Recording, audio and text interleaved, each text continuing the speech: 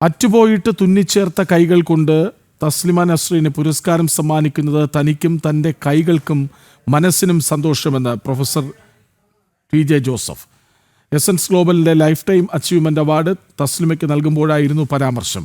സ്വതന്ത്ര ലോകത്തിലെ നക്ഷത്രമാണ് തസ്ലിമ നസ്രീനെന്നും താൻ ജീവിതത്തിൻ്റെ പകുതി പിന്നിട്ടപ്പോഴാണ് മതനിന്ദയുടെ പേരിൽ ക്രൂരത നേരിട്ടതെങ്കിൽ ജീവിതം തുടങ്ങിയപ്പോൾ തന്നെ മതനിന്ദയുടെ പേരിൽ വേട്ടയാടപ്പെട്ട ആളാണ് തസ്ലിമ നസ്രീനെന്നും TJ ജോസഫ് കൂട്ടിച്ചേർത്തു.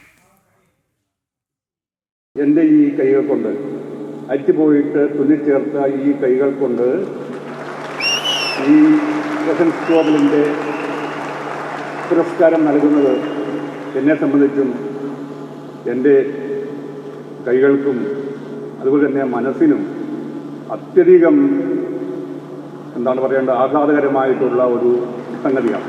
ജീവിതത്തിൻ്റെ ഒരു പകുതിക്കാലം കഴിഞ്ഞതിന് ശേഷമാണ് എനിക്ക് ഈ പറയുന്ന മതനിന്ദയുടെ പേരിലൊക്കെ ഭയപ്പെടേണ്ടി വന്നത്. പക്ഷേ ജീവിതകാലം തുടങ്ങുന്ന സമയത്ത് തന്നെ യുവതിയായിരിക്കുമ്പോൾ തന്നെ മതനിന്ദയുടെ പേരിൽ വേട്ടയാടപ്പെട്ട് ഇപ്പോഴും ഭയത്തിൻ്റെയും വിഫലതയുടെയും കരിനിഴലിൽ കഴിയുന്ന അവർക്ക് എല്ലാവിധ നന്മകളും ഉണ്ടാവട്ടെ എന്ന് ആശംസിച്ചുകൊണ്ട് ഈ അവാർഡ് നേടിയ അവരെ അഭിനന്ദിച്ചുകൊണ്ട് വീണ്ടും ലോകത്തിൻ്റെ വെളിച്ചമായിട്ട് തുടരാൻ ഇടവരട്ടെ എന്ന് ആശംസിച്ചുകൊണ്ട് നന്ദി.